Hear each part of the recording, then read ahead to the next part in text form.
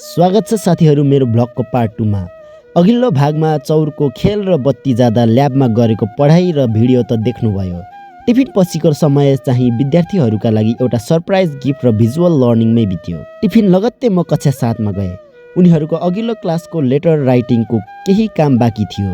क्लासलाई अलि जोसिलो बनाउन मैले उनीहरूलाई एउटा अफर दिए। जसले पहिले आफ्नो चिठी लेखेर सक्छ उसले बाँकी समय कम्प्युटरमा गेम खेल्न पाउँछ। यो सुनेपछि त के चाहियो र?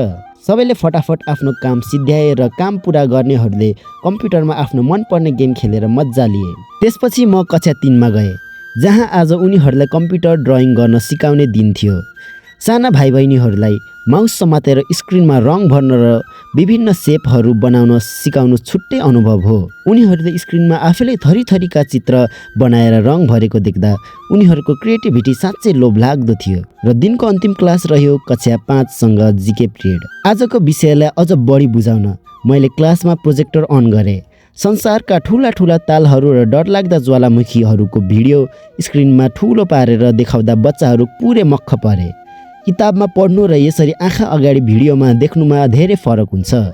उनीहरूले आज धेरै नयाँ कुरा सिके। कक्षा 4 का विद्यार्थीहरूसँग बनाएको त्यो भिडियो हाम्रो स्कुलको आधिकारिक फेसबुक पेज र टिकटक एकाउन्टमा गइसकेको छ। कसले हेर्नुभयो त कमेन्ट गर्नुहोला है।